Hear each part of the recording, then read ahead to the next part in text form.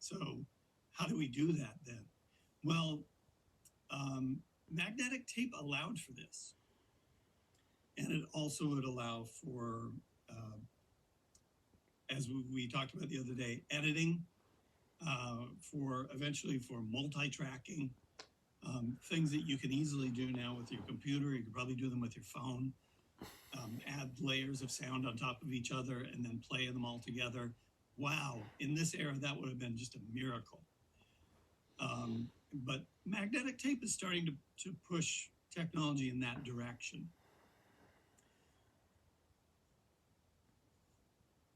Sorry, I'm on a different computer today. It's a little bit slower. I had to just so you guys know, not that you need to know too many details, but I was having real trouble with my computer before, and I had to take it in. So it's getting fixed, and I'm on a different computer today. So I spent the weekend kind of loading everything onto here.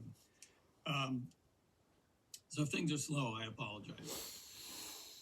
Here's a way to think about the old records, and I have a picture of it there. But who's being promoted here with this document? Well, when you go into the record store and you see this, what you see is Victor Records, right? You're not seeing the artist name. There's no picture like we're kind of used to with an album cover. It's just this brown paper wrapper. And records were sold like this for decades. And inside, of course, you have the 78 RPM disc with the label. You can kind of see it up close there, maybe. You'd have to really get in there to, I mean, I'm even having to put this way up close to the camera so you can see it. You really had to get in there to figure out what this was.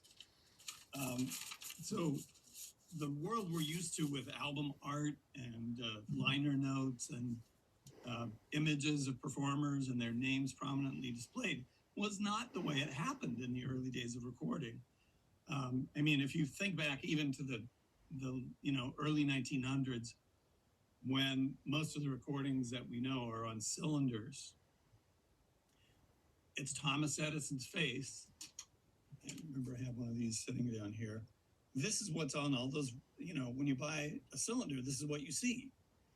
What is it? Well, you'd have to open up the actual cylinder, and I don't know if you can see it on the end of this.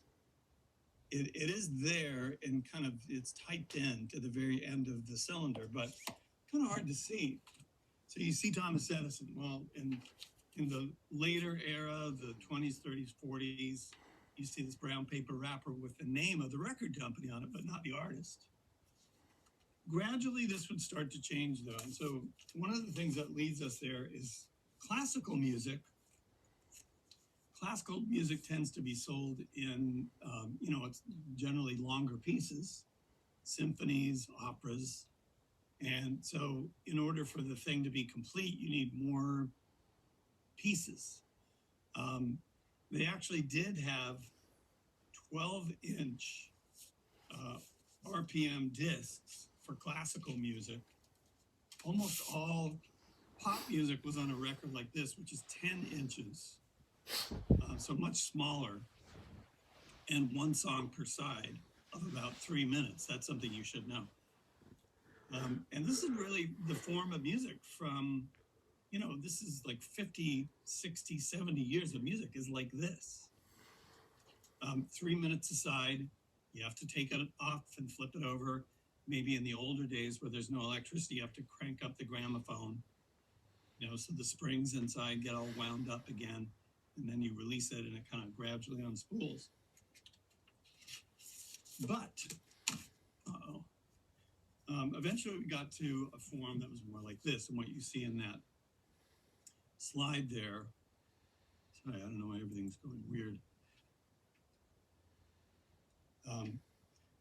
We would end up with, albums. And the reason we use the word album when we could be talking about a CD, and we still use the word album. Album really is a book full of stuff. So if your family, maybe somewhere, there's a photo album sitting around, just a book on a shelf with a bunch of pages, and you have different photographs on every page. Well, that's what an album is, right? It's a collection of things. Now we actually just think of a CD as like a collection of songs, and it's on one object. But and the same would be true